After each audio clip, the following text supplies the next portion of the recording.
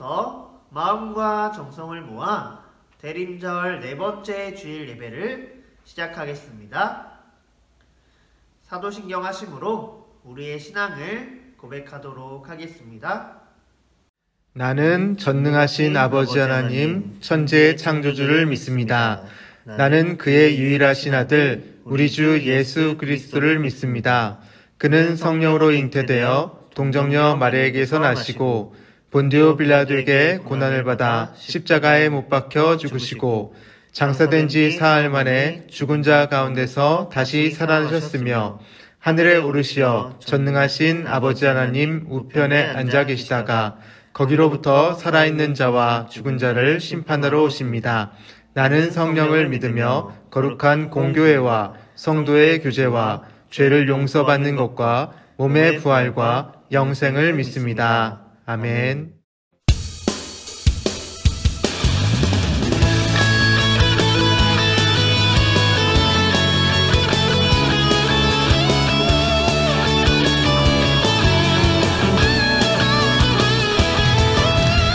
내 안에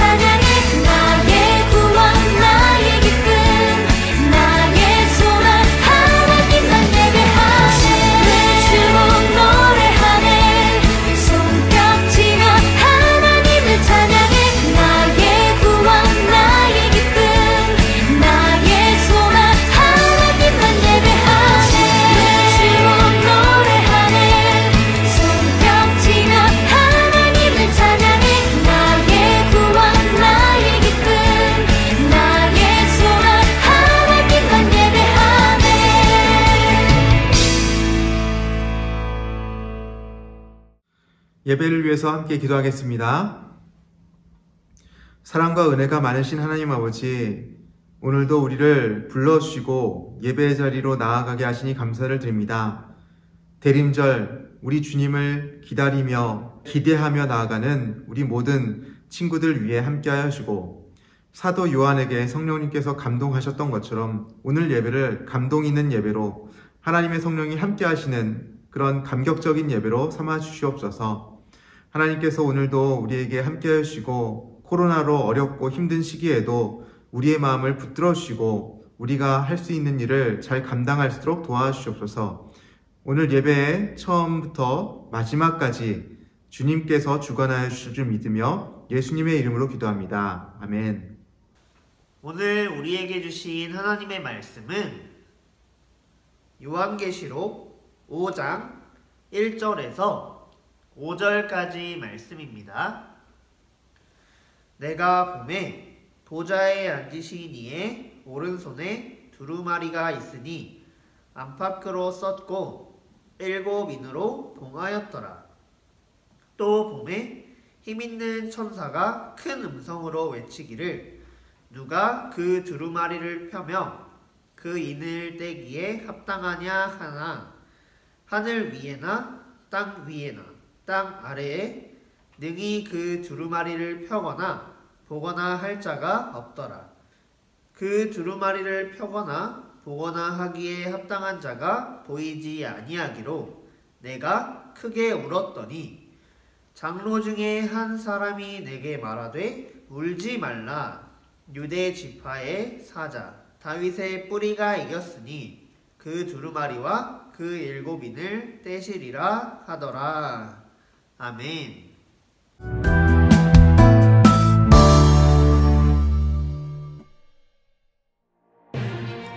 성령에 감동된 사도 요한은 하늘 보좌에 앉으신 하나님을 보았어요. 그곳에는 24명의 장로와 하나님의 7영이신 7개의 횃불과 4 생물도 있었어요. 보좌 앞은 유리바다 같고 수정을 깔아놓은 것 같았어요. 또 하나님을 찬양하는 소리로 가득했어요. 하나님께서 오른손에 드신 두루마리에는 안팎으로 글이 적혀 있고 7인으로 봉해져 있었어요. 두루마리를 펼 수 있는 분은 우리를 구원하신 어린 양 예수님 뿐이었어요. 두루마리에는 하나님께서 마지막 때에 이 세상에 행하실 계획, 즉 심판의 내용이 들어있었지요. 하나님께서는 온 세상을 심판하는 권세를 예수님에게 주셨어요. 그러자 4 생물과 24 장로가 새 노래로 예수님을 찬양했어요. 또 수천 수만의 천사들과 모든 피조물, 만물들도 찬양했어요. 보좌에 앉으신 분과 어린 양께서는 찬양과 존귀와 영광과 권능을 영원 무궁하도록 받으십시오. 친구들 안녕하세요. 오늘도 여러분과 함께 이렇게 예배드릴 수 있게 되어서 참 기뻐요. 오늘은 지난주에 이어서 요한계시록 2번째 시간을 가질 겁니다. 사도 요한이 요한계시록을 기록했다라고 했죠. 하나님께서 사도 요한에게 환상을 보여주셨고, 성령에 감동된 사도 요한이 하늘에서 하나님의 보좌, 하나님의 전에 가서 보게 되는 장면을 오늘 함께 살펴볼 거예요. 이 사도 요한은 환상 속에서 하늘의 문이 열려 있는 걸 보게 됩니다. 그리고 나팔 소리와 같은 큰 음성을 듣게 돼요. 나팔 소리를 들어봤나요? 엄청 크거든요. 가까이서는 귀가 찢어질 정도로 나팔의 크기에 따라 다르긴 하겠지만 아마 굉장히 큰 소리가 났어요. 그래서 나팔 소리와 같다라는 것은 정말 뚜렷하게 큰 소리로 그런 음성이 들렸다는 것을 말하고 있는 것이죠. 이리로 올라오너라. 이후에 일어나게 될 일을 너에게 보여주겠다. 이런 음성을 듣고 사도 요한은 성령님께 감동을 받아서 이끌려서 하늘의 보좌에 앉으신 하나님을 보게 되었어요. 그곳에는 흰 옷에 금 면류관을 쓰고 있는 24명의 장로들과 또 7 영이신 7개의 등불과 4 생물도 보였어요. 보좌 앞에는 유리 바다라고 불리는 수정, 여러분 크리스탈 알죠? 그 크리스탈과 같이 생긴 좀 맑고 투명한 그런 대야 같은 물두멍이 있었어요. 이것은 당시 유대인들에게는 익숙했던 것인데, 물두멍은 제사장들이 성전에 들어갈 때 이렇게 정결하게 하기 위해서 하나님의 전에 가기 전에 손을 씻고 들어가는 거였거든요. 그런 대야로 쓰였던 거예요. 그만큼 하나님의 보좌 앞에 나아갈 때 이런 유리 바다가 있었다라는 것은 정결하고 깨끗한 모습으로 하나님의 앞에 나아가야 한다는 것을 보여주는 거예요. 그리고 보좌 주위에 있는 4 생물들은 밤낮 쉬지 않고 하나님을 찬양했다라고 해요. 거룩하다, 거룩하다, 거룩하다. 주 하나님 곧 전능하신 이여. 전에도 계셨고 지금도 계시고 장차 오실이라. 이런 찬양의 소리가 들려왔고, 또 24명의 장로들이 보좌에 앉으신 하나님께 경배를 드리면서 자기의 금면류관을 이렇게 보좌 앞에 드리며 찬양하는 것도 보게 되었어요. 우리 주 하나님이여, 영광과 존귀와 권능을 받으시는 것이 합당합니다. 주께서 만물을 지으셨습니다. 만물이 주님의 뜻대로 있었고 또 지으심을 받았습니다. 이렇게 찬양을 하는 거예요. 그 보좌에 앉으신 하나님께서 두루마리를 하나 들고 계셨어요. 그 두루마리는 안팎으로 글씨가 쓰여져 있는 것처럼 보였고, 또 7개의 인으로 봉인이 되어 있었어요. 사도 요한은 하나님의 두루마리가 펼쳐져야 함을 알고 있었지만 이것을 뗄 수 있는 사람이 아무도 없음을 느끼고는 크게 울어버리고 말았어요.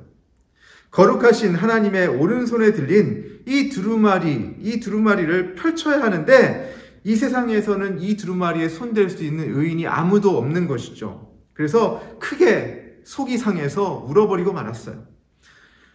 그렇게 울고 있는데 장로 중에 한 사람이 사도 요한에게 이렇게 말을 하는 거예요. 울지 말라. 유다 지파의 사자 다윗의 뿌리가 이겼으니 그 두루마리와 그 7인을 떼실 것이다. 사도 요한은 그 말에 크게 위로가 되었어요. 아, 맞아. 유다 지파의 사자이신 예수님이 계시는구나. 예수님께서 죽으시고 무덤에 계신 것이 아니지. 죽음을 이기시고 어두운 세력을 이기셨지. 예수님이 저 두루마리의 7인을 떼시는구나. 장로가 가리킨 그 두루마리를 펼 수 있는 분은 바로 우리를 구원하여 주신, 우리를 위해서 십자가에 달리신 그 예수님이셨어요. 그 예수님을 성경에서는 어린 양이라고 얘기하죠. 그 어린 양이신 예수님께서 보좌 곁에 계시다가 그 두루마리를 받으셨어요. 두루마리에는 하나님께서 세상의 마지막 때에 이 세상에 행하실 계획, 즉 심판의 내용이 들어있었어요. 하나님께서는 온 세상을 심판하는 그 권세를 이 어린 양 예수님께 자신의 아들에게 위임하여 주신 것이죠. 어린 양 예수님께서 그 두루마리를 취하시고 그 권세를 받으신 다음에 보좌 앞에 있는 그 4 생물과 24 장로가 새로운 노래로 찬양을 하기 시작했어요. 두루마리를 가지시고 그 인봉을 떼기에 합당하십니다. 일찍이 죽임을 당하셨으나 사람들을 그의 피로 사셔서 구원하셨고 하나님 앞에서 나라와 제사장들을 삼으셨습니다. 그들이 땅에서 왕의 역할을 하실 것입니다. 그리고 수천 수만의 천사들이 찬양했어요.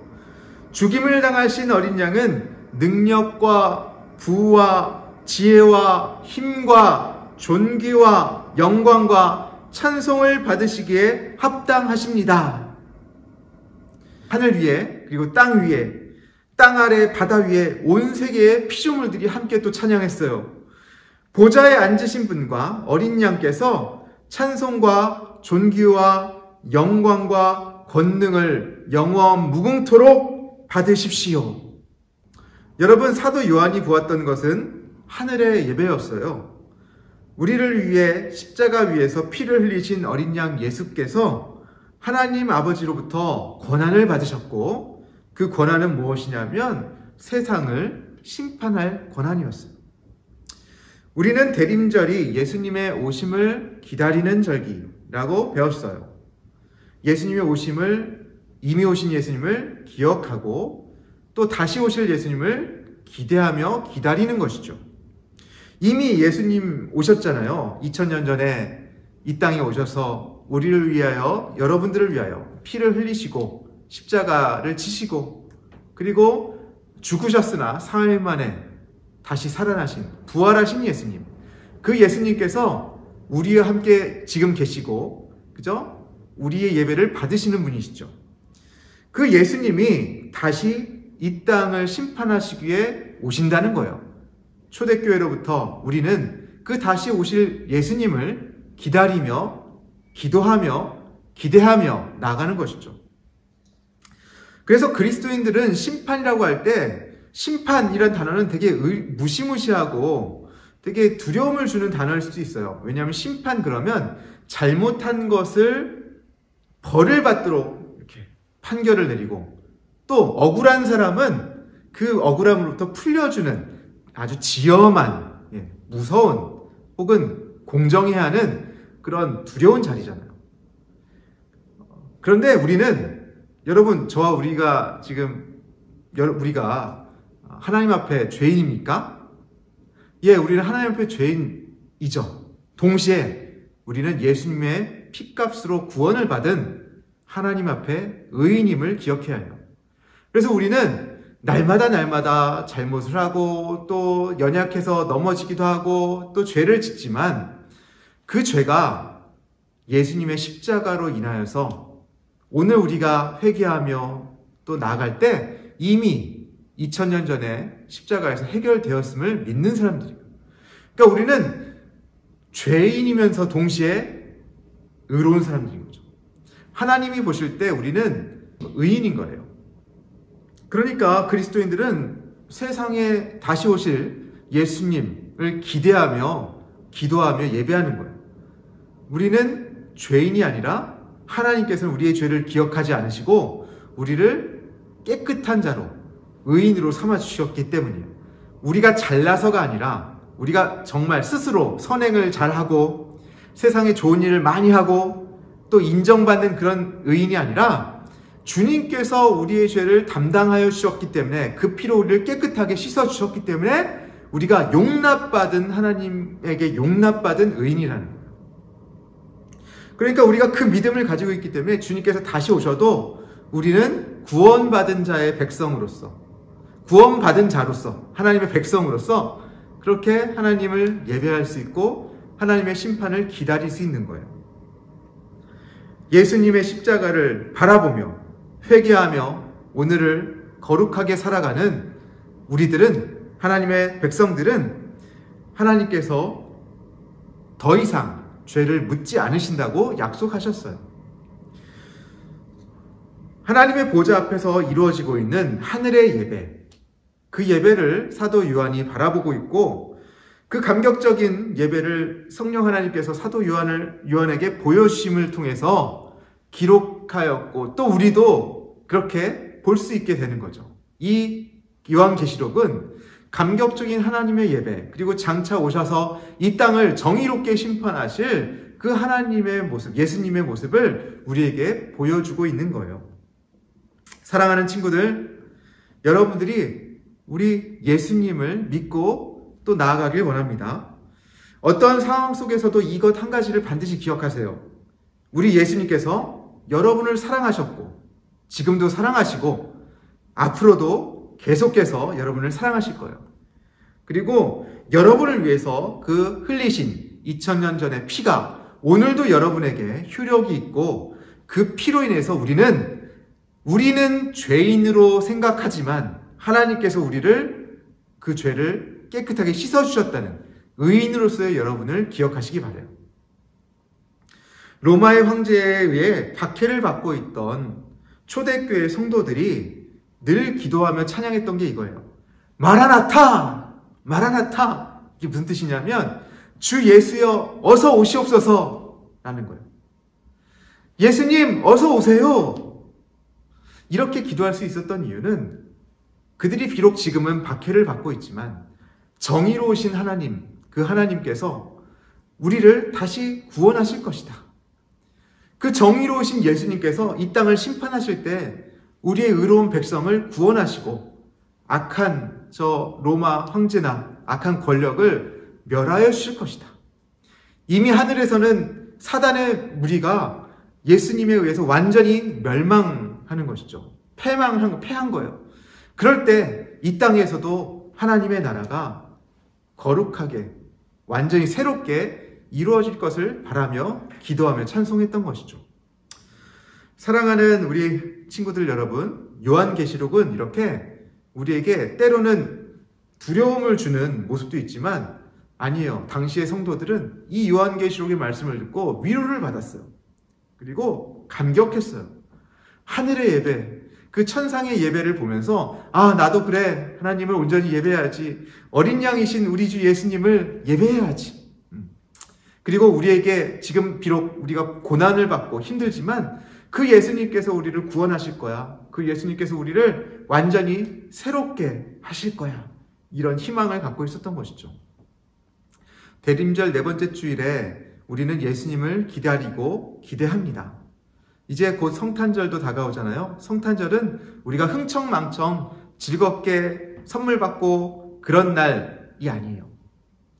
예수님의 오심을 기뻐하고 또 그 예수님이 우리를 위해서 일하신 것을 감사하고 감격하면서 다시 오실 예수님을 또 기다리는 것이죠. 그런 대림절, 성탄절까지 그렇게 우리가 하나님을 잘 예배하고 우리 예수님께 감사드리는 그런 절기로 맞이하였으면 좋겠습니다. 기도하겠습니다. 하나님 아버지 감사합니다. 우리 친구들이 대림절을 잘 보내고 있고 또 요한계시록 말씀을 통해서 하늘의 예배를 바라보며 우리도 이 땅에서 정말 감격적으로 예배드리길 소원하게 되었습니다. 하나님, 주님께서 우리를 주님의 피로, 예수님의 피로 우리를 구원하셨고 우리가 비록 연약하지만 하나님께는 의인으로서, 의로운 자로서 용납을 받았음을 우리가 고백합니다. 하나님께서 인정하셨습니다. 우리가 우리 자신을 생각할 때는 흠이 많고 죄도 많고 늘 미약하고 부족하지만 하나님께서 우리를 그렇게 사랑하여 주시고 의인으로 또 하나님 편에서 하나님의 백성으로 삼아 주신 것처럼 우리가 우리 자신을 잘 살피고 오늘을 깨끗하고 거룩하게 나아갈수록 도와주세요. 주님께서 그러한 우리를 사랑하신 것처럼 우리가 더욱더 주님을 사랑하며 주님의 오심을 기다리며 기대하며 기다리는, 기도하는, 예배하는 우리 모두가 될 수 있도록 도와주세요. 예수님의 이름으로 기도합니다. 아멘. 이 시간 하나님 앞에 드리는 귀한 예물을 위해 우리 함께 기도하도록 하겠습니다. 사랑의 하나님, 대림절 네 번째 주일을 맞아 또 주님 앞에 나와서 함께 예배할 수 있도록 귀한 시간 허락해 주심에 감사합니다. 하나님, 우리 친구들이 예배 자리에 나오고 또 귀한 예물을 하나님께 올려드립니다. 하나님, 우리 친구들의 손길을 기억하여 주시고 또 기뻐 받아주실 줄 믿습니다. 하나님, 우리 친구들이 예물을 또 하나님의 것을 구별하여 드릴 수 있는 친구들로 잘 자라나게 하여 주심에 너무나 감사합니다. 친구들이 하나님의 것을 구별하여 드릴 때 하나님께서 온전히 받으시고 기뻐 받으시고 우리 친구들과 언제나 함께 해 주실 줄을 믿으며 예수님의 이름으로 기도드립니다. 아멘. 주기도문 하심으로 오늘 예배를 마치도록 하겠습니다. 하늘에 계신 우리 아버지, 아버지의 이름을 거룩하게 하시며 아버지의 나라가 오게 하시며 아버지의 뜻이 하늘에서와 같이 땅에서도 이루어지게 하소서. 오늘 우리에게 일용할 양식을 주시고 우리가 우리에게 잘못한 사람을 용서하여 준 것 같이 우리 죄를 용서하여 주시고 우리를 시험에 빠지지 않게 하시고 악에서 구하소서. 나라와 권능과 영광이 영원히 아버지의 것입니다. 아멘.